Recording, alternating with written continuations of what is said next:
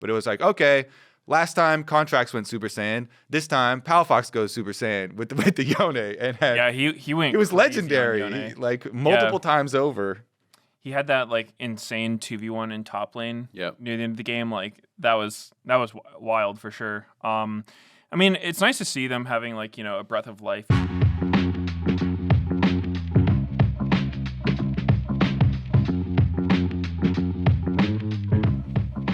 Hello and welcome back to The Dive, driven by Kia Season 9, episode number 3.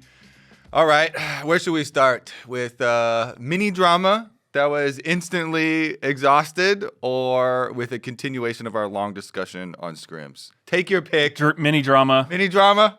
Mini drama. I wasn't part of this or following it at all, so I don't know. Well, I was kind of not part of it at all, but I remember before it was debunked, I was doing like the Cloud9 forecasting where I was talking to Sven after the games, and you know, one of the topics was, you know, like, how did it feel to beat Bwipo? And they were still under the impression that, you know, it's like, oh, he was so pissed he canceled pros afterwards. And I was sitting there like, wow, you know, this is their first big loss since Worlds. You know, his ego's been kind of going crazy lately, you know.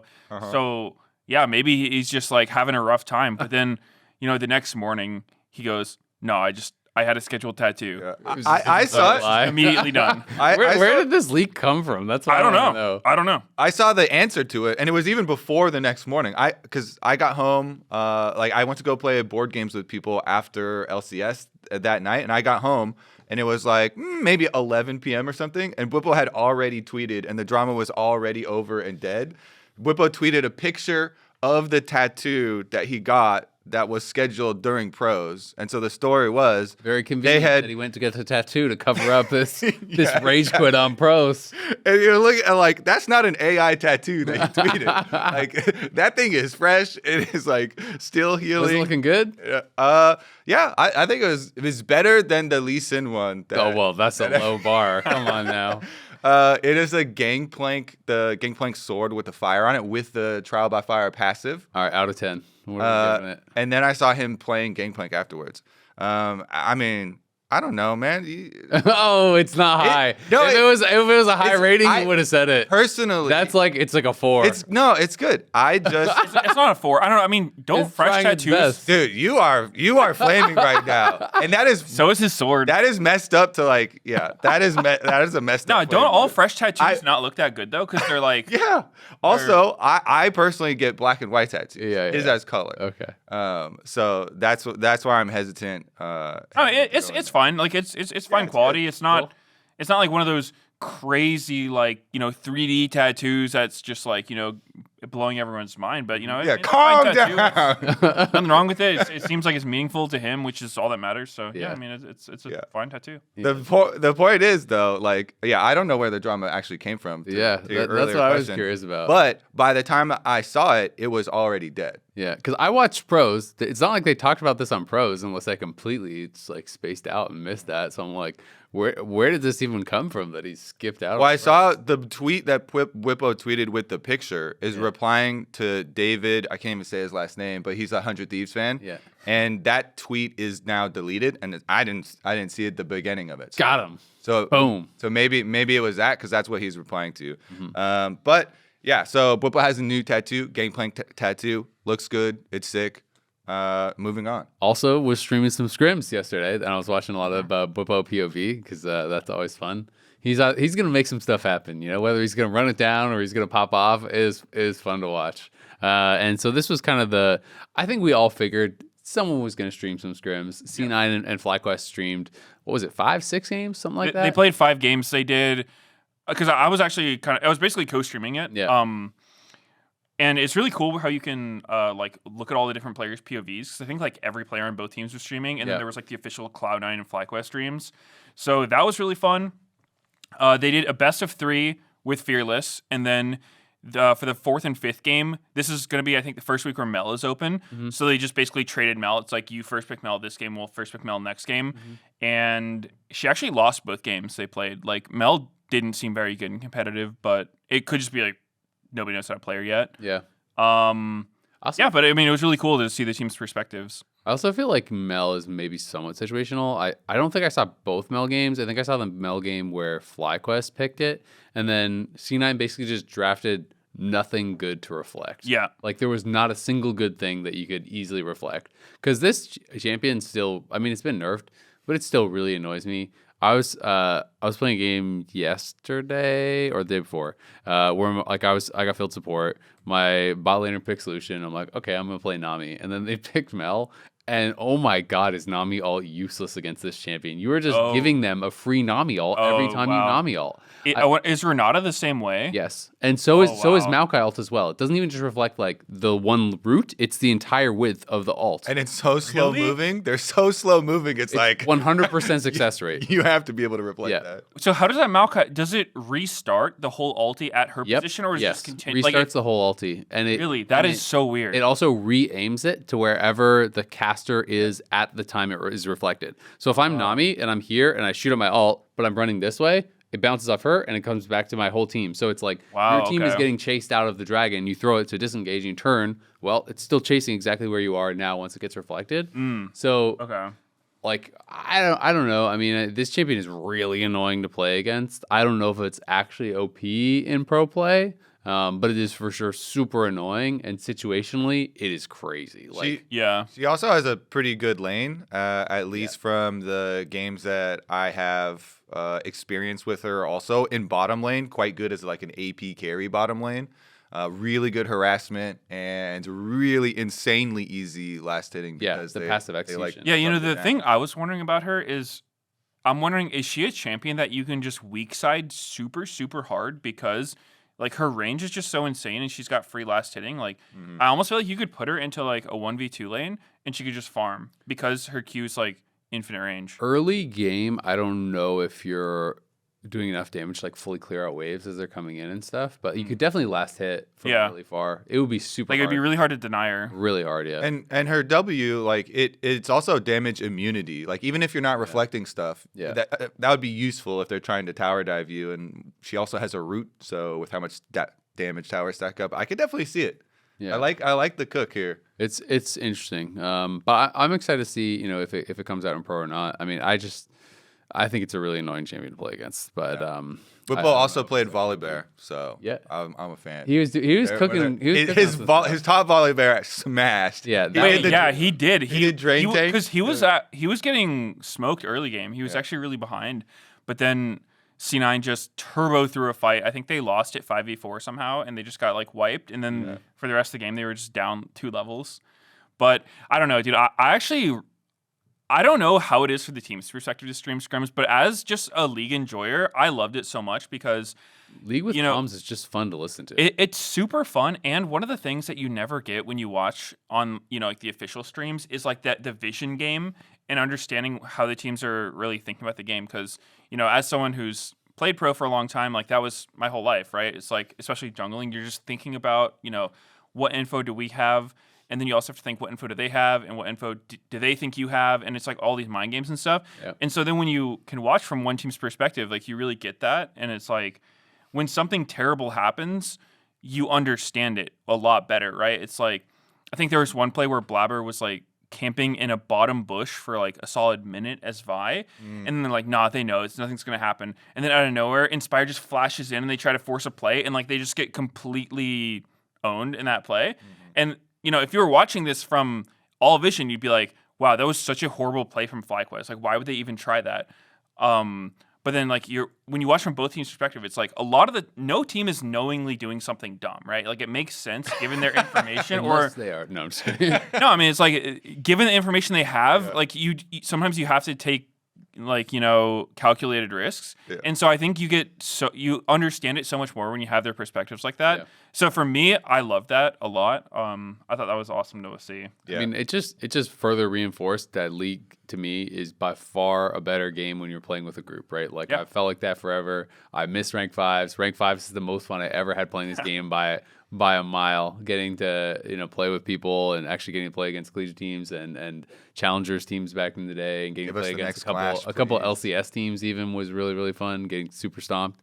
That's by far the most fun I've ever had. Like organized play is I just love when like everyone has comms, and it's like it makes it feel like it's like if you're playing weak side, you're doing something, you're playing this like kind of like thankless role. It feels good when you're communicating with the team and you're like coordinating to make things happen and stuff. Like those roles feel more fun when you're playing with just like 5 people and you're all individuals. Everyone kind of wants to like be the star because there's no, you know what I mean. There's no like appreciation or coordination to like make up for playing those other roles. So I don't know. I really enjoyed listening to it.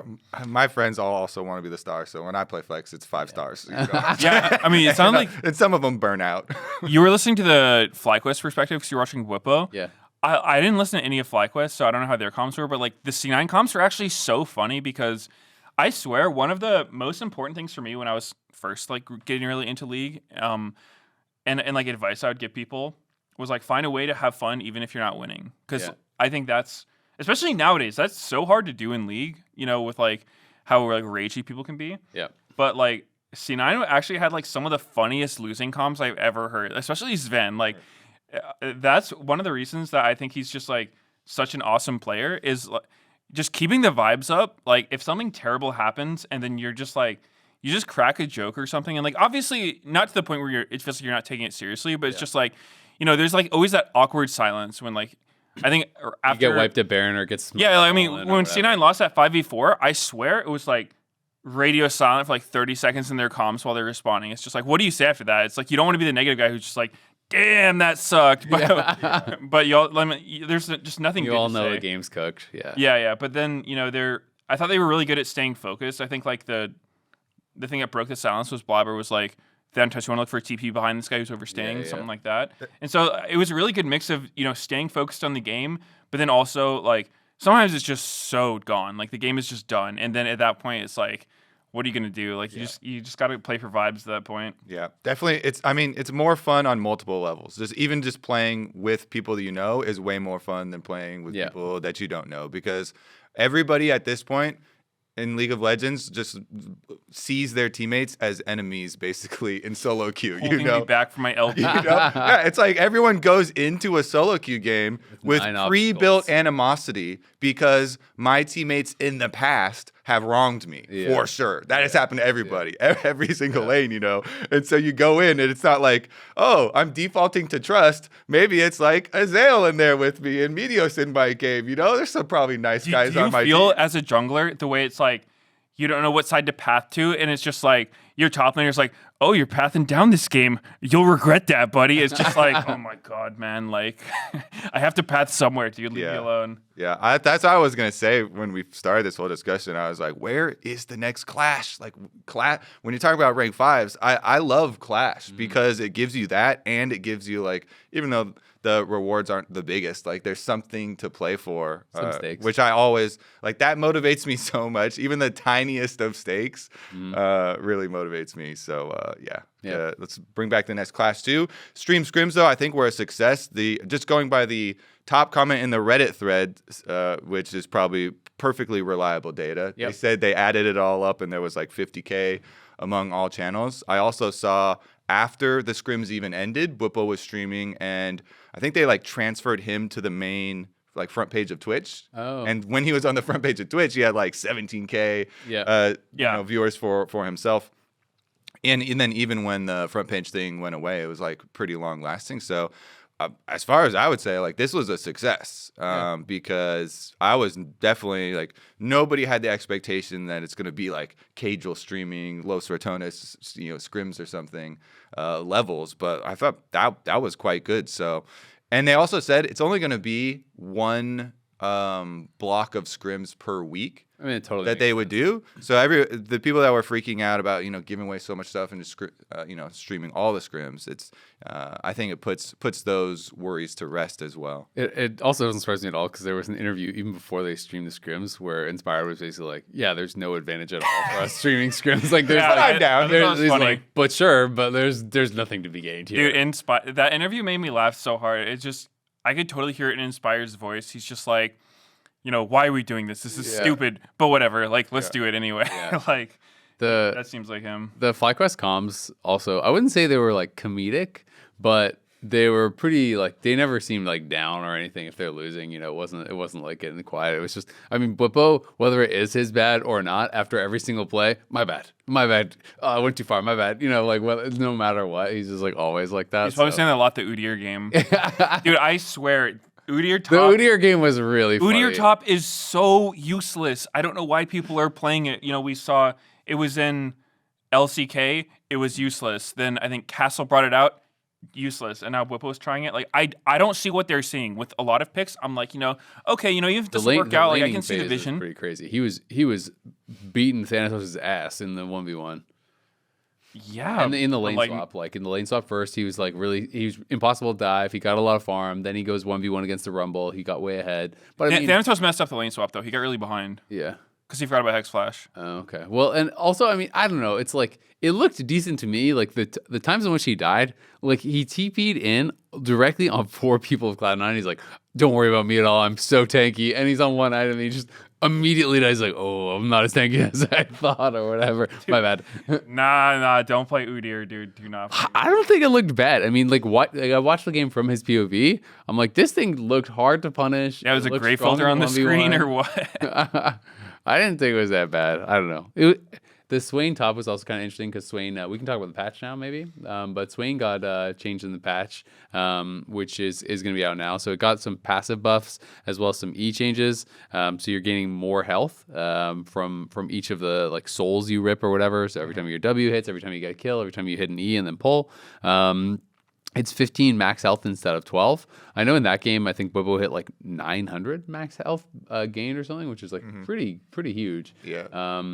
And so that's kind of interesting. The E changes don't seem that big. It's 0.1 like ratio on E. I don't think that's. I don't think it matters at all. And I think people mostly were maxing E last. Maybe that changes now, but people were doing like W second for the range and stuff. So it's kind of it was fun though. Like he was playing it into Cassante and he was playing like Grass Swain with Swifties and just kind of running around and stuff. And like a lot of people are doing this Rylai's Fimbulwinter combo in top lane for a lot of different stuff because you can proc just from the Rylai's slow. You can proc Fimbulwinter shield. So he was doing that and he was like giga tanky. But I've been seeing people experimenting with that on a lot of different champs. I've been seeing some Elise top people doing really Ignite TP Elise top with Fimbulwinter and Rylai's. I don't want that on my team. That sounds so trash. I've been seeing like it on a number of different champions just because you're just like weirdly tanky. At least in the 1v1, it is like horrible playing against. It is really hard. Dude, why are people so allergic to Elise jungling? I swear she's not even that bad jungle. Like I still play her a good amount, and the thing that I feel like is getting missed is like I was watching some Elise support gameplay, and it's like Elise actually has really high mana costs. Back a million years ago when she first came out, like this was like season 3 or something. Like she was being played as a solo laner, and she was really oppressive because she would just spam her human Q at you. But they've nerfed it so many times. I think they've like lowered the range, they've giga up the mana cost to the point where like a full rotation on Elise will actually just like leave you with 0 mana. But people go Fimbulwinter. Yeah, man, that's really really good. But as jungle, you get the crazy regen. And even as jungle Elise, sometimes I'm always low mana, which like gives you a lot of regen. But I'm like, dude, how are you playing this thing in a lane without Fimbulwinter? And with Fimbulwinter, like, why are you playing Elise? I don't know. I'm not about it. I feel like just play your jungle if you want to run your team. She's definitely still really good for solo queue jungle because I know Augurin, and he's like perma rank 1 whatever server he decides to play on. Yeah. Even as recent as like 2 weeks ago, I was seeing him like spamming a bunch of Elise jungle, and that was when he was like top 5 EU West and stuff. So I completely agree. For pro play, she is squishier now because of the base health reduction. So that's what I always worry about for pro play is like, can you translate the offensive power and like the playmaking into there's so many team fights with all the objectives, and so I always get a little worried. That's why I'm always worried with my Elise supports too. I don't know. They get blown up real quick. I do wonder how much of it is like a perception versus reality thing, because I think what happens with Elise a lot, and actually Augurin is a good example because he farms a lot on Elise, which at some point I'm like, you're playing jungle, right? Like at some point you should just play junglers like junglers, right? But people have this conception or like idea of Elise that like nope, level 3 and that's it. You don't farm, she doesn't scale. Like you dive people at level 3 the whole game. Like you don't need level 4 this game, and that will make you really weak, right? It's like if you never farm, but like I swear, Elise isn't that bad of a scaler. If you actually are on a normal amount of gold compared to other people, like you always can threaten to one shot people. You make a ton of time with repel and Zonias when you have it. So I don't know. I think she kind of gets a bad rep in that regard. I think she's not as bad scaling as people consider her. So yeah, I don't know. I think if people play her more like a regular jungle and try less like a degenerate like cheeser, then it'll probably look better. It's kind of interesting to me though that you guys are a bit negative on is the support because I feel like it's done well in pro. It's higher wound rate in solo queue as support. I'm not negative on it. I think that it's really risky. So yeah, it is risky. When you see it bad, it's really squishy and it gets blown up. Yeah. And we saw like Huhi I think was one of the first ones that didn't do that well, didn't get a lot done. And so if you're not getting kills and getting a lot done, then you are going to be like this perma target. And we saw him get bursted down, very frequently. Even if you're ahead, you can get one shot. Like that's the thing. To me, it's just it's high variance. And so you have to be a good Elise player. Yeah. And a lot of support players didn't put a lot of time into Elise beforehand, unless you're like Lehens, who has just played this forever. Type of stuff. So that's the main thing for me with the support players is I'm like, put your time in because like Mitos is saying, if you don't repel or Zonias, the initiation and make that time, then you are instantly deleted. Well, I do want to clarify. I'm not so much saying I don't like support Elise as much as I'm saying I don't understand why people are allergic to jungle Elise. Mm-hmm. I think support Elise is actually pretty good. I don't love the build that I'm seeing. I think a lot of the support Elises have been doing like Storm Surge? Bloodsong, Storm Surge, basically 100% of the time. Yeah, exactly. And I don't get that. I don't see why you want Storm Surge on her. I feel like you would be much better off going Rocket Belt. That's what I would do, like Sork Boots Rocket Belt, because one issue that Elise has, especially, back when I was playing a lot of jungle, you were kind of like a support with warding and stuff, but like when you're playing the vision game on Elise, it's really easy to get caught because your only escape is repelling to a plant or something. Like, you have to have something to repel to, or you just kind of die. But Rocket Belt actually gives you another mobility option, and it gives you some health, so you're way less one-shottable. So, and I also think I don't know what everybody does. I know some Elises do E second, but I think I've seen some W second, and that makes no sense to me. I don't. It just seems like the Elises are playing like solo queue when you have 10 kills or something. You're just fed out of your mind and you're one-shotting people, but I don't think that's realistic in a pro setting. I think a much more solid build would just be Rocket Belt and then Emax second, or even like, I don't know, 3 points Q into Emax, because that's a 2.4 second stun. Like that is insane when it's fully maxed. And so not doing that, I think, is kind of a huge missed opportunity. At the same time, I feel like if you're playing Elise for CC, you should just play something else, right? Like who else has a 2.4 second stun? No, it is very long, but I mean, it's to me like the whole point of playing Elise support is just being able to chunk people like so hard. Because that to me is what is insane about the pick and scary about the pick is that when people do hit like Bloodsong and Storm Surge, they don't even have to hit anything on you. Like they miss their cocoon, they just QW human form and then QU in spider form, and you lose like almost all your health. Yeah, like, and then she loses all her. Yeah, she does. But it's like when they get ahead and they just start running around the map with their jungler, I feel like it's pretty terrifying. Like how they can play together. But I mean, I definitely feel you. Like there is. What you were saying is obviously like a way more consistent style of play, right? You play for CC with the Emax, you play for, mobility with the Rocket Belt. Like I totally see that. But I do think it's strong, and I do think it's worked quite well in pro. Like it has a 60% win rate in bot lane as support in pro. So it's not everyone is playing it. So obviously, if that gets really popular, it's probably going to go down because, like Kobe was saying, most of the people that are playing are probably comfortable playing it. But it has looked good to me, and I do think it's like kind of unique in what it brings because it is basically like an assassin support. Is like how I kind of see it. Yeah, I mean, I've just in general disliked this season with causing supports to roam more, just because of how it's affected solo queue.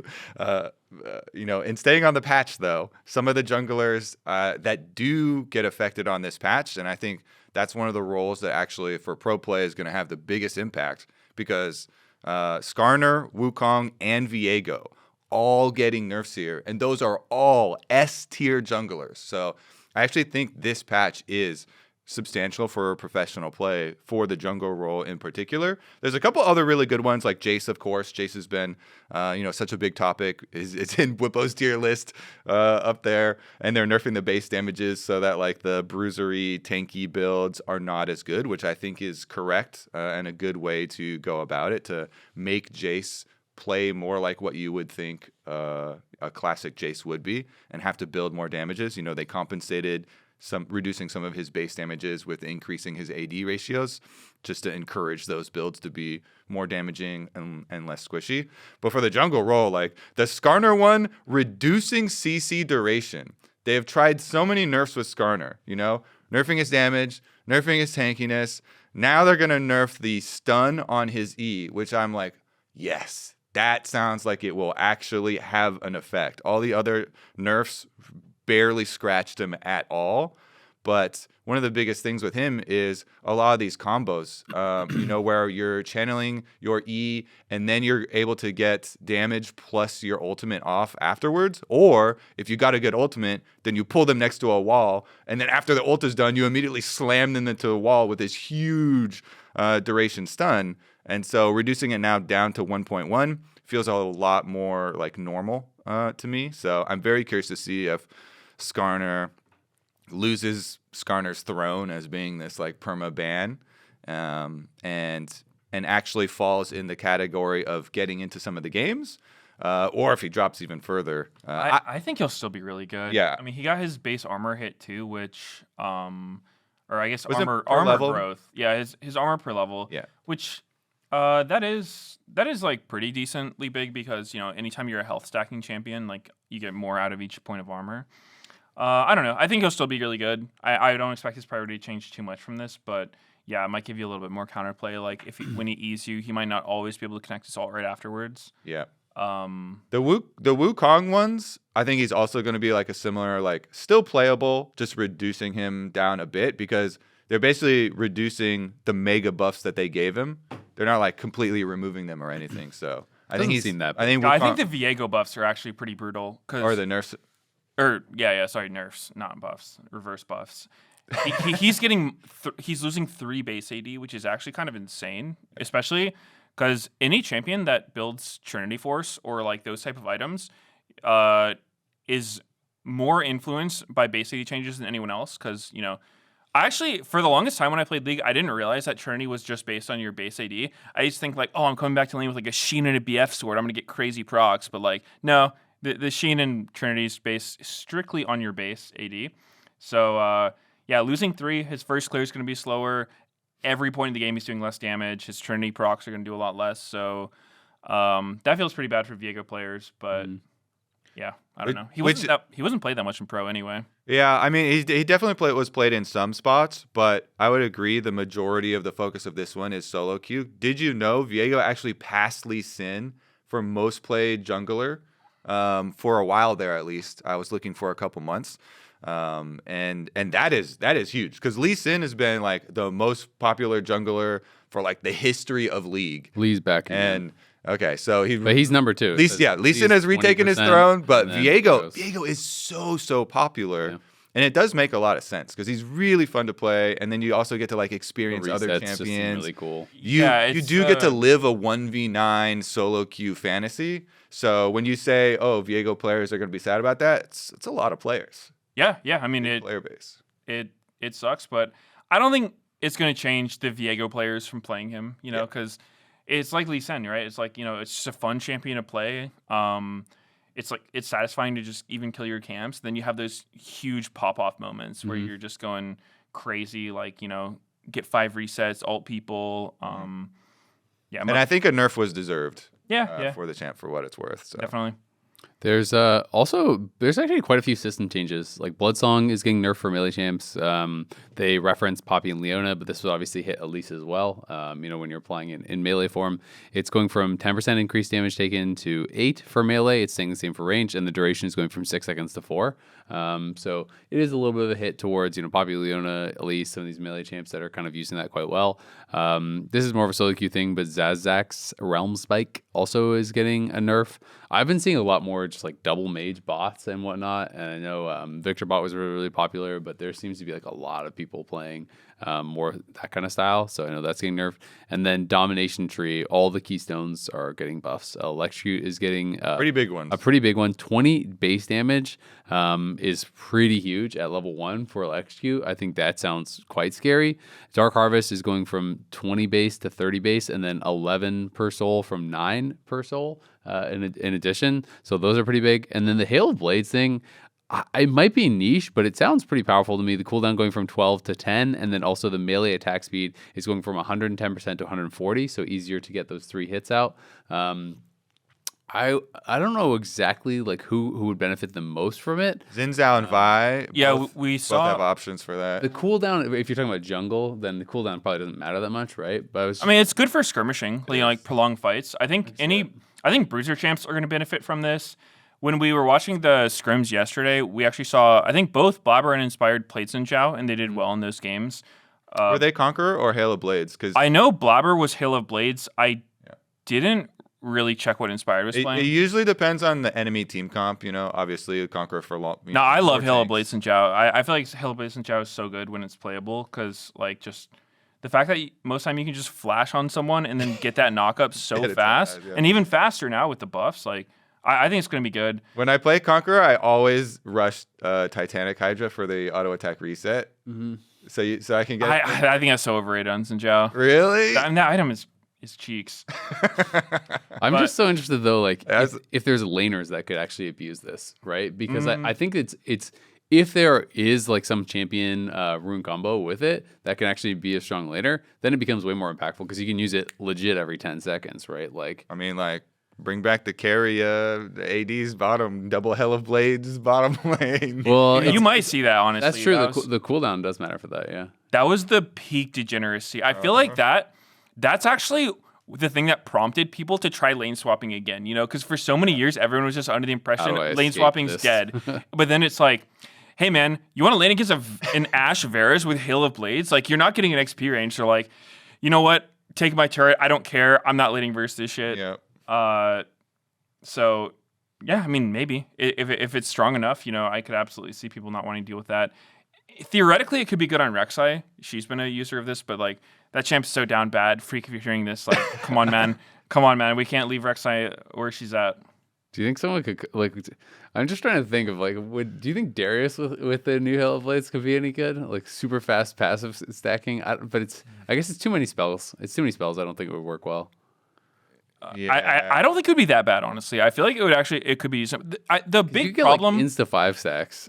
Yeah, I mean the problem right now is that the domination tree itself is so trash. Yeah. Like the mini runes are comically bad. I don't know how they're so bad. So I think it's only going to be champs that like really can make advantage of the keystone. And I don't know. I don't really see a bruiser wanting to take domination tree just because like look at precision and resolve. Yeah. You pretty much always need that for like any bruiser you're playing, just because the stats are so high. Yeah. It's like, hey man, you want a faster trinket cooldown or like another hit on your ward you can place every 3 minutes? Like, nah. Yeah, I mean that's the reason why they're juicing all the keystones is because they absolutely gutted the rest of their tree by taking away like eyeball collector and. It was already the worst, and they made it. They took away the only other good rune. Like I don't know what's going on there. But it's so lopsided. It's like the keystones are sick and the rest of them. I will say champions like Aurora though that were already popular in pro and already used Electrocute really well. That's gonna be even more annoying. Yeah, Electrocute is so easy to proc for this champion. Aurora is already kind of disturbing to lane against. If you're judging these changes by like annoyance factor of people playing against it, then that just goes through the roof because these are the burst ones. Yeah. People hate getting bursted and like one shot, and that's that's what this is buffing. You're gonna get like Q auto and then pull back on Q level 1 and just lose half your health to Aurora. So it's gonna be pretty crazy. It'll be an interesting patch. Lots of changes, as we said. There's lots more champion changes as well that I think are hopefully gonna be able to shake up pro play a bit. I'm pretty excited for it overall. But it is time to talk about the games. We qualified our first 2 teams to go to Brazil this last week, and it was a pretty big week of upsets. We had all 3-game series. After the first week, it was all 2-game series. Second week was all 3-game series, and it was basically all upsets, arguably. Yeah, it was actually the complete opposite of week 1, where week 1 was all 2-0s, all expected wins, and then week 2, all 3-game series, all upsets. So that's pretty awesome. Especially that's like a huge W for the viewers, the fans. Yeah. What was your guys' biggest surprise? Yeah, I mean, it does make sense as the tournament format goes on. It's going to filter teams that are closer together to then have closer matches, theoretically. But then, as you're saying, both of the upsets actually happened. Both our teams that we kept on hyping up. And we're like, you know what, FlyQuest are alone at the top. They rule this league. It turns out they do not rule this league. Cloud9 with the mega upset there. I mean, honestly, let's start at that one, because that one actually was the start to our mini drama that we started our episode with. And Crazy drama. yeah, crazy drama. But Cloud9 looking quite good, and people after the first series that they had when they played versus Lion, and the whole series versus Lion, I'm like, whoa, Cloud9 are so much more coordinated. And then people are like, well, it's just because you're playing against Lion, and Lion only had 3 scrims, and so it's just because their lack of coordination. That's why Cloud9 are looking so smooth. And I was like, I don't know. They did like over a month boot camp, and it seems to be paying off. And I think it really did like kind of double down on that and show in the FlyQuest series here too for them. Yeah, I mean, I think they played really well. It was. I don't know. I almost want to say it was the more surprising result, because I thought, like last week, I talked about how I thought TL, was kind of like Umpty especially was struggling a bit, and as a result, I thought they were kind of maybe a bit below FlyQuest. So I feel like I want to say this was the bigger upset, but then 100 Thieves ended up beating Cloud9 after, and so like overall, that was the biggest surprise, that 100 Thieves is the number 1 seed. Like that's more surprising. But it was a really exciting series, and I think that Cloud9 definitely played really well overall. I feel like both their solo laners are shining and coordinated with the team way better than I kind of expected them to be. Listening to some of the scrims and stuff, though, the English that Thanatos and Loki have seems completely fine for playing the game. Like they're totally fine. Sven and Vulcan are working well together, which is fun to see. Their English good too. Good English. Yeah.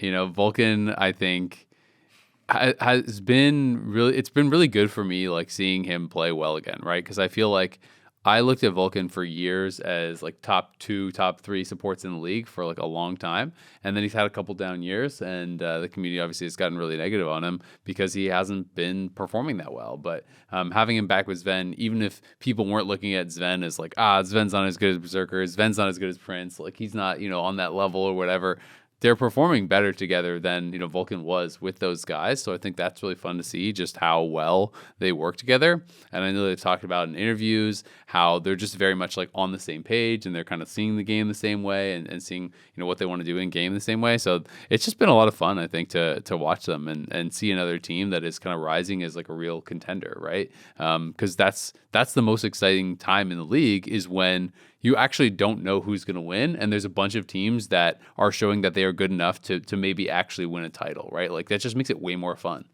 Yeah, and on your point on Vulcan, I wonder how much of it is just the communication barrier, because when he wasn't looking so hot, he was playing with Prince, and then he was playing with Berserker, who obviously they're good players, but they speak Korean. Their English is not their first language, so I feel like that can be a big deal, because especially for bot lane synergy, I'm not a bot laner, I'm also but assuming Vulcan's first language was not English either. Yeah, but it's pretty good. It's obviously he's fully fluent, but it's just funny to think, right? It's like both second language. But go ahead. Yeah, but I mean that, because I think a huge part of having confidence and being able to play well as a duo is like being on the same page with the AD carry. And when you don't speak the same language, it can be really hard to like communicate your ideas.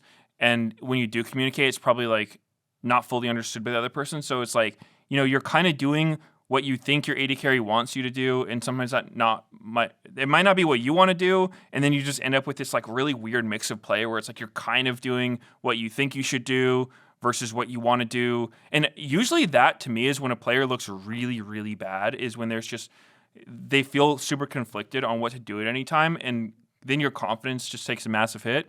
And so, I mean, I don't know. I haven't talked to Vulcan, obviously, but I could see that being a thing. Yeah. because I did actually talk to Sven and Loki after these games, and Sven said this whole series was just draft gap. He said every game was draft because game 1 looked so bad for C9, actually. It was like, it seemed like everything FlyQuest wanted to do was just working out. And I was kind of worried watching it. I was like, oh man, like the rumors of FlyQuest being on a tier of their own are true. It's Jover. But they managed to bring it back, which was really cool to see. Yeah, I really liked specifically Vulcan's Bard too, because like he's playing better with Sven, but he's also playing better when he's roaming around, you know, and it does seem like being freed up a little bit has been really good for him. Very, very like big playmaking, and Cloud9 was able to attack what FlyQuest use as comfort, basically. And they both FlyQuest and Cloud9 kind of talked about it afterwards too. You know, Whipple actually put out a tweet that was like, "This is what I actually wanted from LTA was other teams to make us change. It's good to lose so that now they can." Do different strategies early in the year. And exactly, because it's so early, it's good to get your losses now before international competition. And so it's like, okay, that's kind of what they were aiming for. And it's good that they got that delivered. Now, as we look forward though, and we're going to set up the matches that we still have to play. Mm-hmm. Do you guys have any other big takeaways from these ones that already played, or do you want to look forward now? Because I feel like prospective matches for this coming Sunday are quite big. We should talk I had one more thing I wanted to bring up, which was the because at the end of the split, whenever we're like doing dive awards and whatnot, I have so much trouble remembering like what were the best games. And I think this Liquid versus 100 Thieves series it has to be a notable mention, and one that I'll probably come back to because it was so fun. Like it was just one of the most fun series I've seen. All out brawl. It was just 24/7 from start to finish. Every single game, just a full-on bloodbath. Like you said, they set some records. I think Umpty set a record of his own. Most deaths, as well. Which I was actually shocked by that. Was anyone else surprised that the previous record was only 11 deaths? I wish they said who it was and when it was, because I swear maybe it's just because every pro. No, that wouldn't be me. Every pro player scrims. I'm gonna guess. And dude, this is like an everyday thing in scrims. It's like you'll have people just dropping 15 bomb deaths and stuff, and it's like none to see here. 11 is a lot, but it's also like. The league has been around for 10 years. Yeah, dude. No one had a 15 or a 20 game. People play Nautilus, dude. Like a Nautilus in a 60-minute game, like that's a 20 bomb right there. Like I don't know. Yeah, we were discussing it back. Who was it? Do you know? No, I don't know who it is, but Place your bets. We'll find out. We'll come back to this. Crumbs. I'm going Kiwi Kid. We're really? both Dignitas. Skara then, if we're going here. Skara has the most. Triple dig prediction.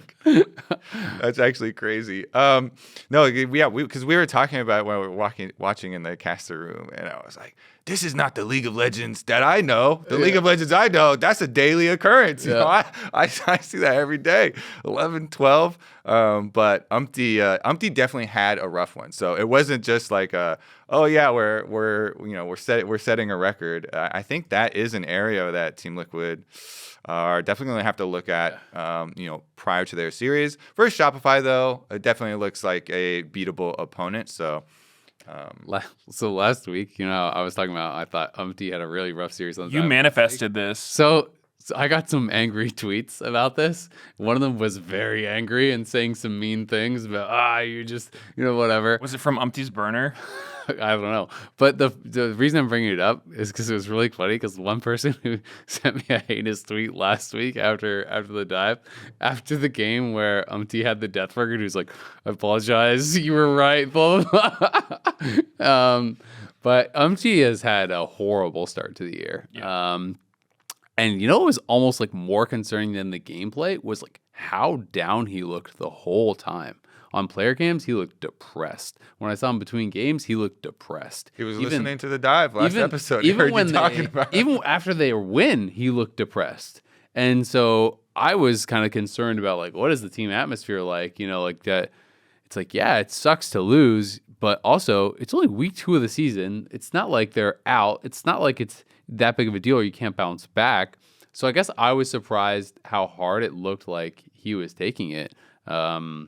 Because that to me was like a little bit concerning. Like, because he always seems like he has such a good attitude, and like he's super nice guy. He always seems very jovial when I see him around the studio. You didn't hear his interviews and stuff after Worlds and stuff. Like he was very down, and he did interviews where he was talking about it as well. About his Worlds to me is so different than week 2 of the split, though. True, but it's not that long ago, So like I can definitely see it, because if he was already feeling pretty sad about his own gameplay, and then he performs bad, like, people are making fun of him for setting the record. Nobody knows better than you while you are messing up that you're messing up. So I definitely wasn't surprised. I was actually worried. It was one of the things that I was worried about coming into this year, because he did seem so down at the end of last year. Yeah. I mean, it's definitely concerning for TL, because he looks like a very weak link right now.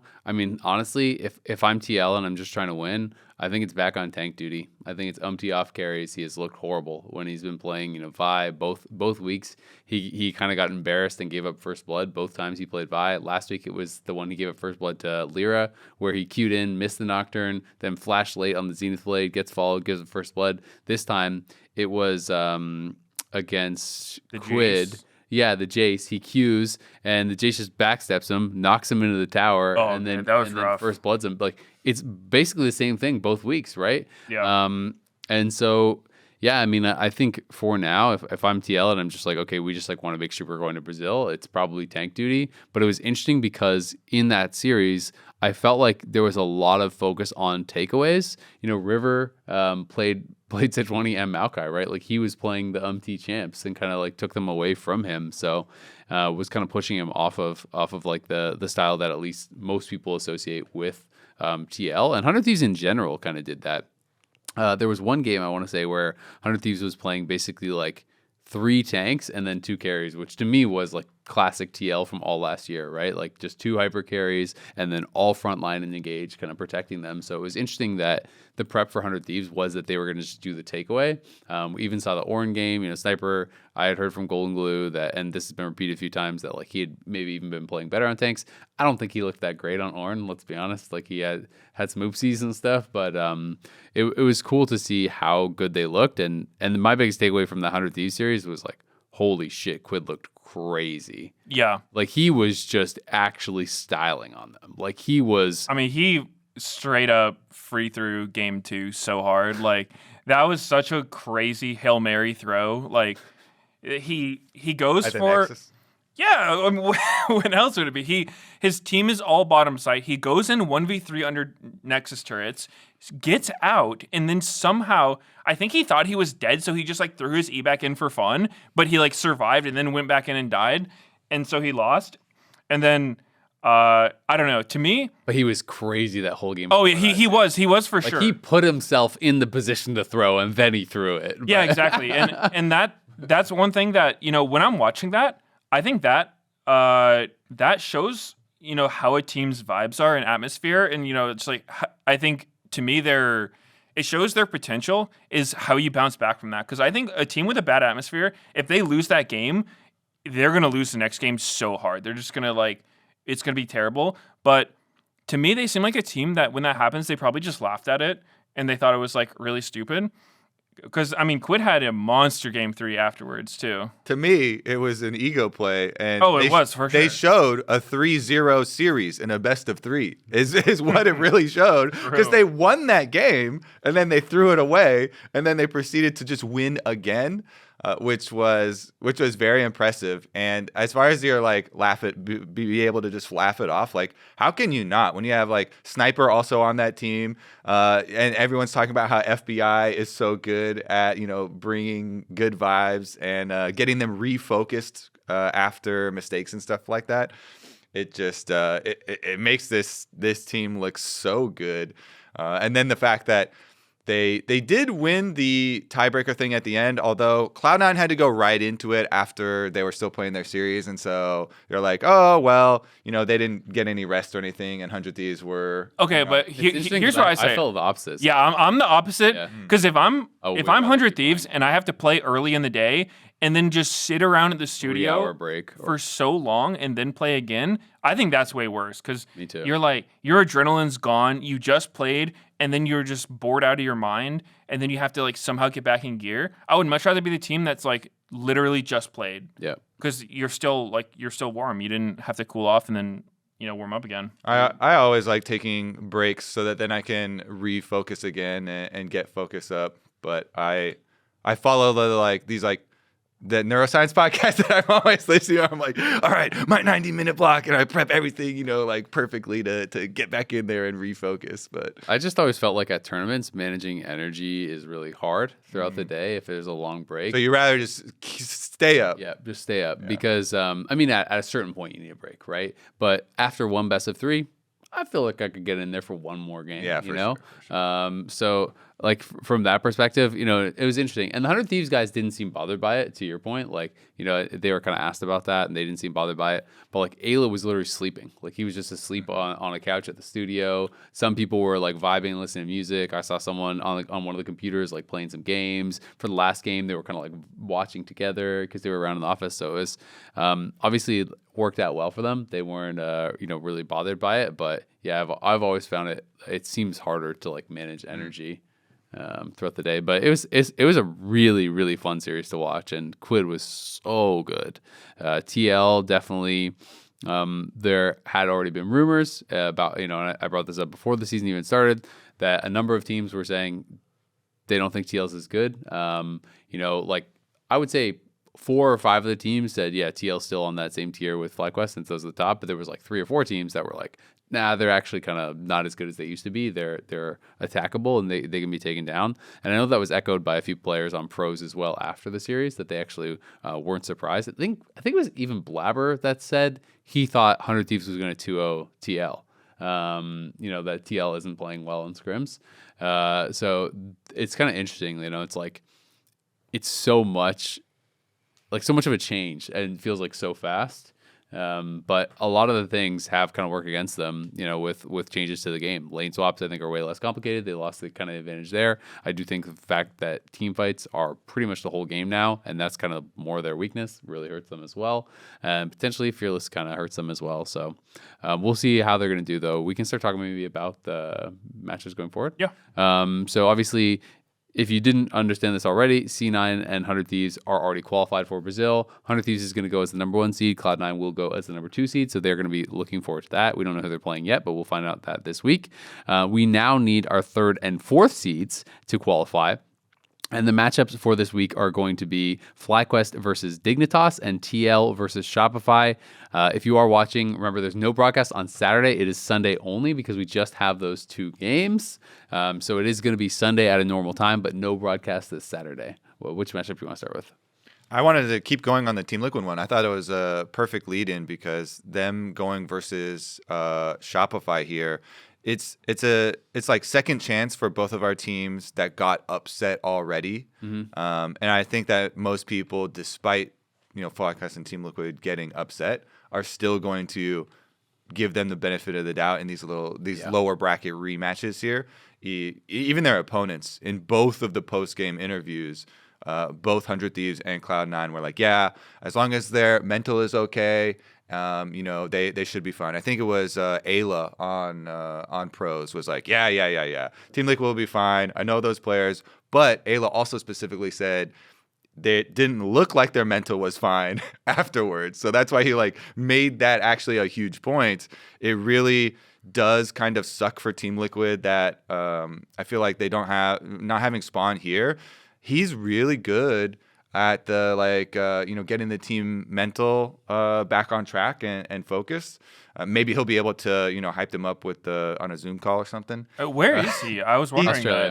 He's back in Australia because he has 2 kids, and so he's been away from his family for basically all the time that he works here, and so that's why they brought in Swiffer to be the interim head coach, and he's also quite good. So I see. So we'll see. I too kind of like Ayla. I'm like, you know what? As long as Team Liquid, mental is fine and practice goes fine this week.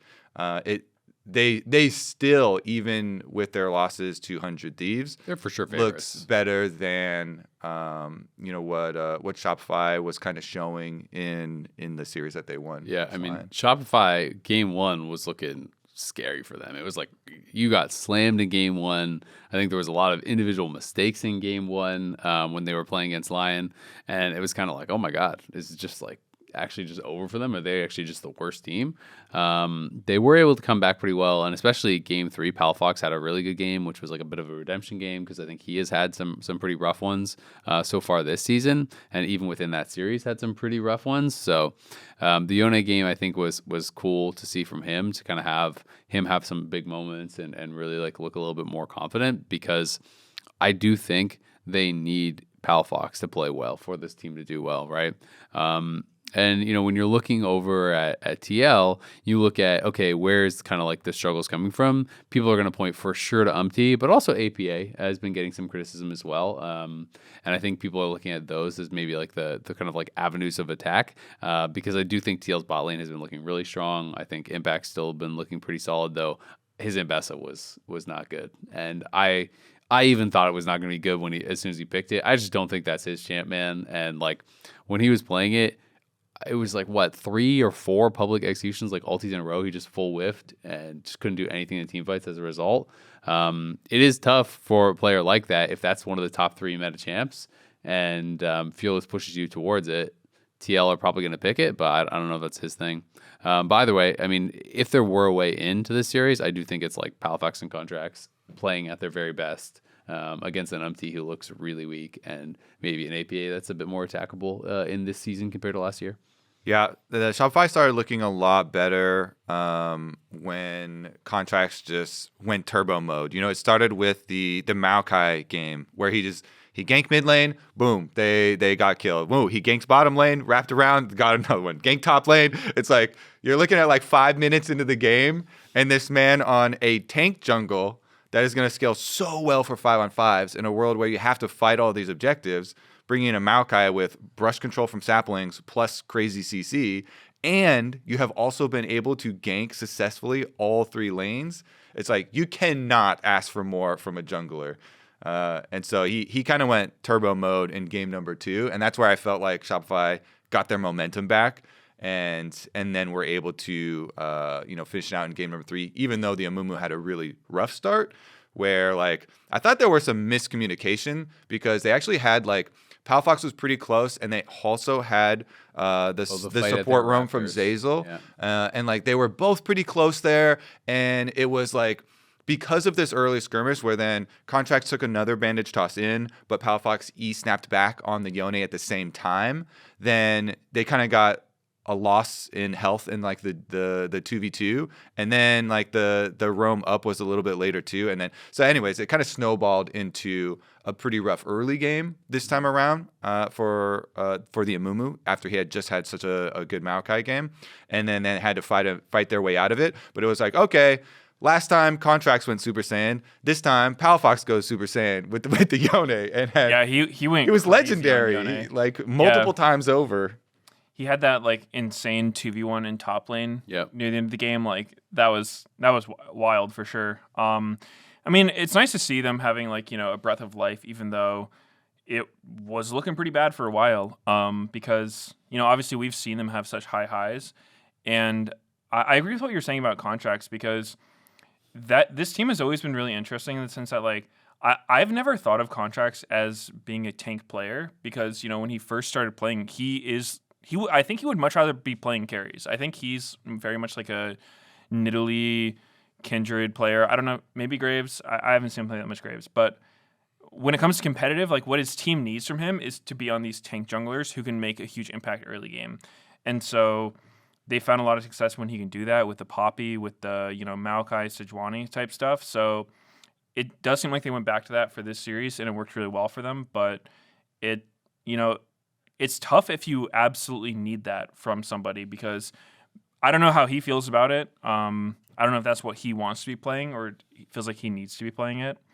But I like the Amumu, even though he kind of ran it down in the early game. Yeah. It's just The whole time I've been waiting for him to play Amumu because, like, there's like Ludwig is a partial owner of the team or whatnot, and it's like, that's Ludwig's champion. So it was only a matter of time. But I mean, I think Amumu's not bad. He was kind of like really high priority in like playoffs in summer. Yeah. People were Inspired, liked it a lot. Yeah, too. he was getting FlyQuest. like he was literally like pick banned in every game, and I mean the items suit him well. He wasn't really nerfed or anything, so. I like the Amumu. I think we'll see more of it. Yeah, I mean, if this game, I'm hoping that this game goes a very similar way to like the TL 100 Thieves one, and it gets really scrappy, and they're opting into all these fights because that would be really exciting. Then you get a lot of opportunities for some of these guys to shine. Where you have contracts popping off, or maybe Palfox pops off this game, or maybe you're gonna get the bottom lane popping off. I thought B-Boy was pretty good in all of the games, in a little bit different ways.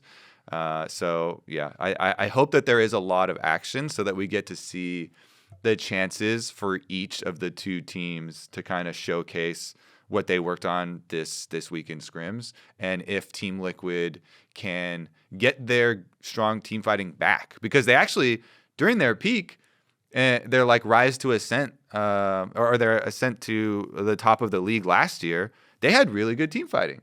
For a lot of like the playoffs and stuff that got them, and then they kind of lost it, and that was that I feel like that was the biggest setback for them, because like you're saying, we always used to talk about the triple tank comp from Team Liquid, and Impact and Umpty and Core JJ are all doing such a good job, peeling and setting up for APA and Yon. That's when they were winning all of their games, and that's when they were kind of at their peak. So if they are unable to win team fights in the mid game, and if they are losing out in some of their lane assignments also in the mid game, it felt like they were a bit slow on some of the minion waves, and then that would cause them to not have a great setup for a team fight at the objective, because like you're either entry from like no vision, or you're trying to entry from a different spot from the rest of your team. Then that is hugely problematic in the current meta. So they got to get a handle on their mid game transition. Yeah.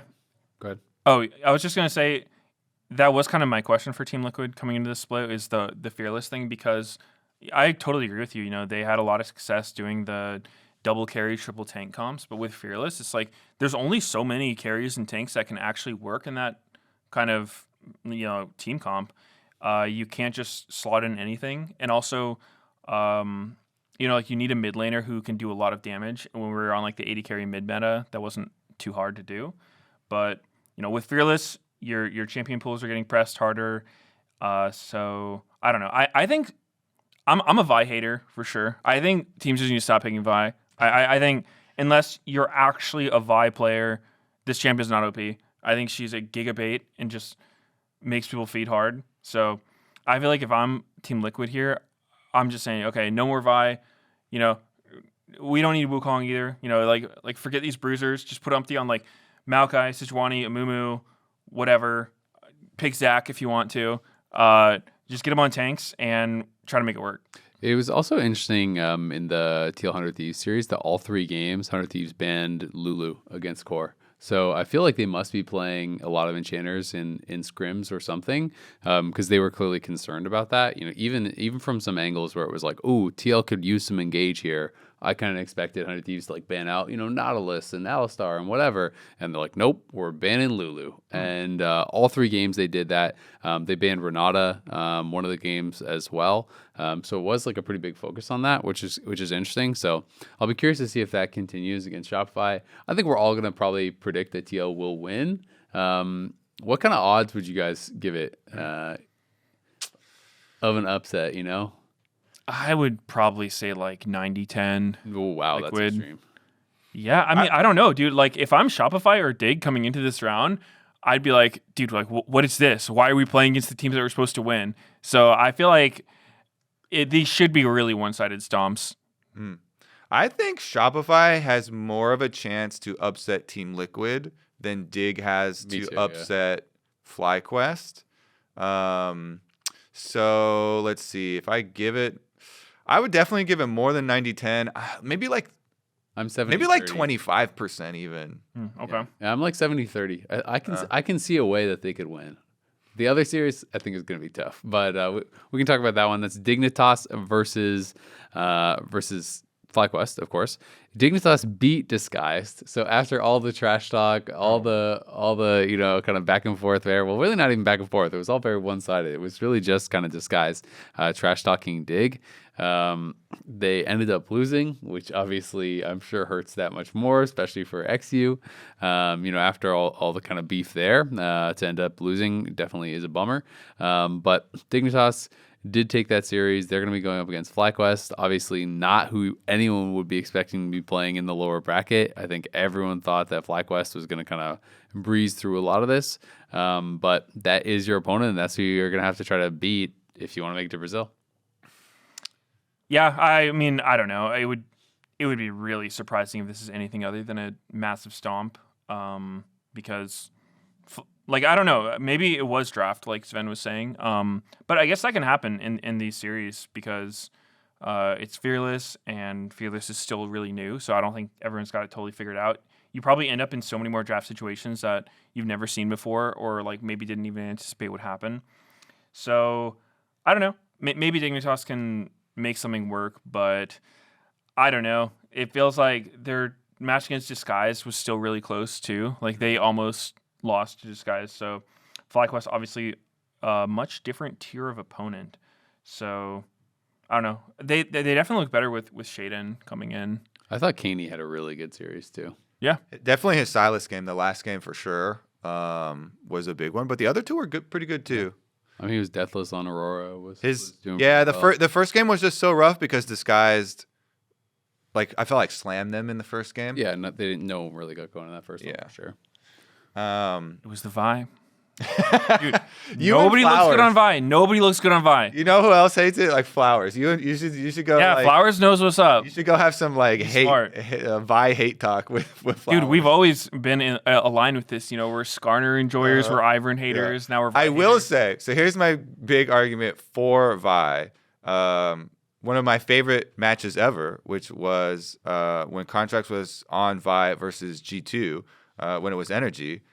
That's when he was turbo smurfing, and Energy beat G2 at international competition. So what? How bad could Vi be? Contracts made it look pretty good. I think she can work, but I think her priority's way too high. People are just picking her because she's up and they think she's broken, and then they get in the game and they go 0-10 or 0-12 or whatever. Yeah, I don't know. Yeah, just stop. Stop, man. Yeah, it's always funny too. You really have to track the flashes. We've already seen too many people ult someone who has a flash, and then oh no, they flash us under tower, and then we die. So definitely track your targets' flashes when you're playing Vi as well. What did you guys? Do you think there's any chance of changes from the teams that got knocked out first? Wow, already that would be the shortest time spent on a team ever. I'll just say Jerry had a brutal series. Yeah, he's had a brutal couple weeks. I think the only way someone would make a change is if there's some problems behind the scenes too. I think that if you were making a change strictly based off stage results from this first round, that's just kind of the people in charge are a bit clueless if they're doing that. But I think that if behind the scenes, someone's really hard to work with or a team's just completely dysfunctional, there's nothing that can be done, then yeah, maybe you have to. But I don't know. Even Scary Jerry, he's new, right? He just came from collegiate or amateur or whatever. And so I don't think anybody should have expected him to do well. He got slammed harder than most rookies do for sure. But that's okay. Fudge had one of the worst debuts of all time as well, right? Back on C9, he looked so bad in the beginning. People were saying, what is this guy doing during the lock-in tournament? And he ended up being really, really good. So I think it's unfair to judge Scary Jerry off of just two rough series because they're so different. There's a lot of nerves going on. So I'm kind of holding judgment on him. If I think he absolutely should get another shot, and it's kind of unfortunate with this format if you're in that situation because that's why I wonder, right? Because the format makes teams think about it more because these teams now have, if you got eliminated, you have 8 or 9 weeks off.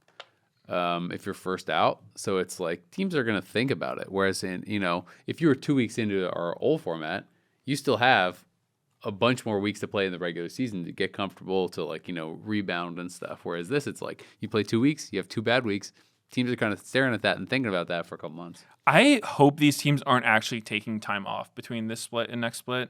I think if teams are taking real breaks, scrim, I sure. Yeah, but I don't know. If I was on one of these teams, it would be just the totally normal schedule, just like scrimming every single day and practicing to be good. Because if you're taking time off between these 2 splits, like you're not a serious competitor. Like you're actually just strolling. And those are not the teams that should be taking time off, even if it was like on the table, because you just got eliminated. You need the most improvement. So 100% agree there. I also, on the trade thing though, you always have to think about who are they going to replace a person with. It's also more difficult because we're in between the normal split time. Like even if you wanted to replace someone, it's not even fully on that person, performance or workability or anything. It's like you also have to come up with a better answer. Like double lift. There you go. You're willing to lose him from your co-streams? Oh yeah, dude. I'm waiting for Dolo to come back because I can meme him. Because I always tell him like, dude, when's your next retirement? Because your next retirement video is going to be even better than the last. Like he's ramping him up. Each retirement gets better. So I'm fully expecting him to come back. Yeah. All right. Get him in some talks. Sweet. Well, Dignitas, I will say Surdy has been fun to watch. It's been fun to watch him playing, these last couple of weeks. Obviously, people were pretty excited about how he played in week 1. I do think in this second series, he played pretty well also. I don't think he was like the big standout superstar type player, but I did think he had a really strong series. And so it's like, you talk about one rookie who's struggling a bit at the start. Surdy, on the other side, I think has been performing really well and deserves the credit for that because, like you said, this is a big change, right? And all the players talk about that. Even players who have been around for a long time and like played in LCS for a while and then go back to NACL and come back up, they talk about that adjustment period because you get punished for things that you just don't at the lower level. And so it is a really big change. And especially I think a lot of people were like kind of under the assumption that Surdy as a young top laner is going to come in and he's going to get kind of blasted by lane swaps. And it really hasn't been the case for the most part. He's been able to hold his own and do well in all those situations. So I actually had a cool example, or I guess thing to go off of with what you just said. Sure. Is because in one of the lane swaps, I think it was game 1. No, it was game 2 for Dig, where he was playing Cassante. He had a really, really rough lane swap. And like we were talking about it on the co-stream, I think the next day. And he actually like stopped in my chat to say the reason it was so bad is because he didn't have his Cassante E on Smartcast. So, and he was bringing up how like, in a lane swap, the melees die between like 151 and 153 if the lane's not touched. So you have to like walk up in that window to get XP. But like his E wasn't on quick cast, so like he took so much more damage than he was supposed to. And so I thought that was really cool. It's like, obviously this is somebody who's studied it and understands what's going on. And, even though, shit happens, like he didn't get the E off because, like you're changing settings and whatnot. Yeah, I thought it was cool that he came by and like dropped a little knowledge bomb. I remember that chunk. Yeah, that was like a good like 300 damage there to try and soak that. It's funny too that you mentioned him being in the chat because I've been watching Bwipo and he goes in Bwipo's chat and asks Bwipo a lot of questions. And if you go in Bwipo's chat, he will answer your questions. And even if you're his competitor and you're playing against him. So I think it's actually a really cool top lane matchup. And I almost want to go into Bwipo's chat and find the history of all the questions that Surdy has asked. That would be hard to find, man. You just scrimmed for like 10 hours yesterday, streamed for 10 hours yesterday. Well, if you just click on the name, then it brings up every message. If you're a mod or whatever? Yeah, it just brings up every message. So we would have to have Bwipo submit it to us or something. Yeah, I mean, I think it's cool though, because I was, Surdy had a lot of hype coming into LCS, one of the most hyped up rookies. And I'm always a little bit skeptical because we've seen so many people kind of like in this spot who've bombed out. But I've actually like gained a lot of respect and confidence for him, seeing him, because he's not one of the rookies that came into a top team. A lot of times we'll see people just have this golden road of just like a perfect situation for them where it doesn't even matter if they're that good; they're just going to get carried.